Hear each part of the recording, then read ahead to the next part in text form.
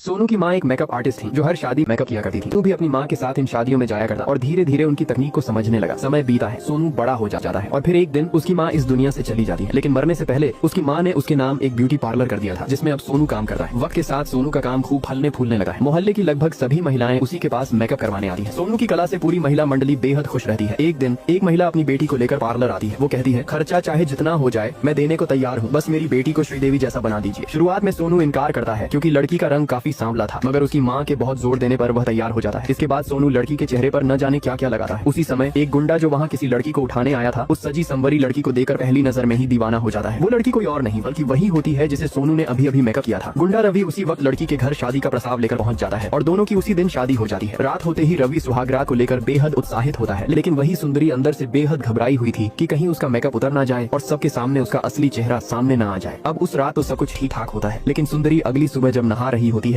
नहाते वक्त उसका मेकअप पूरी तरह उतर जाता है। इसके बाद जब सुंदरी अपने सास ससुर को चाय देने आती है तो सभी चौंक जाते हैं कि भाई तुम कौन हो। और अब सुंदरी रवि के सामने सारी सच्चाई बता देती है, जिससे गुस्से में आकर रवि उस सोनू के पार्लर पर अपने गुंडे भेज देता है जिसने सुंदरी का मेकअप किया था। रवि के गुंडे पार्लर में तोड़फोड़ करते हैं और साथ ही सोनू की जमकर पिटाई भी करते हैं, क्योंकि सोनू ने ही उस लड़की का ऐसा मेकअप किया था। अब अगले दिन सोनू न्यूज पर देखता है कि एक पुलिस वाले ने उसे झूठे इल्जाम में फंसाकर उसके खिलाफ अरेस्ट वारंट जारी करवा दिया है। न्यूज देखकर सोनू के दोस्त उसे सलाह देते हैं कि वो फौरन अंडरग्राउंड हो जाए, वरना पुलिस उसे पकड़ लेगी। लेकिन सोनू कहता है, मेरा मेकअप किस दिन काम आएगा, मेरी माँ बचपन से मुझे लैला कहा करती थी, तो अब लैला बनने का वक्त आ गया है। फिर सोनू अपने मेकअप का कमाल दिखाता है और सीधे राखी सावंत बन जाता है। फिर सुंदरी रुस्तम के घर में अपने पैरालाइज ससुर की सेवा करती रहती है। रुस्तम अपने पापा पर बहुत गुस्सा होता है, इतनी अच्छी लड़कियों को ठुकराकर आखिर में ये दिला दिया। मुझे तो गोरे रंग से ही मोहब्बत थी, लेकिन आप लोगों को जांच पड़ताल तो करनी चाहिए थी। रुस्तम की माँ तब दोनों बाप बेटे को समझाती है, जो किस्मत में लिखा होता है वही मिलता है, अब जो मिला है उसे स्वीकार करो। आखिरकार रुस्तम को पता चलता है कि सोनू भाग चुका है, लेकिन अब उसके पार्लर को एक बॉम्बे की मेकअप आर्टिस्ट ने खरीद लिया है। नाम है लैला और आज है लैला के पार्लर की ओपनिंग। रुस्तम को जब सामने दूसरा पार्लर खुलता दिखता है तो वो तिलमिला उठता है। वो गौस्से में पार्लर बंद कराने पहुंचता है, लेकिन लैला को देखकर उसके होश उड़ जाते हैं, दिल और दिमाग दोनों डोल जाते हैं। उल्टा लैला उस पर फ्लर्ट करती है। ऐसे बॉडी बिल्डर तो मैंने आज तक नहीं देखे, मैं तो तुम्हें ही ढूंढ रही थी। सच बताऊं, तुम्हें देखकर कुछ कुछ होने लगा है, क्यों ना तुम ही मेरे पार्लर की ओपनिंग करो और पहले कस्टमर बनो। रुस्तम अपने घमंड में खुद को रोक नहीं पाता और लैला जो भी कहती है वो करता चला जाता है।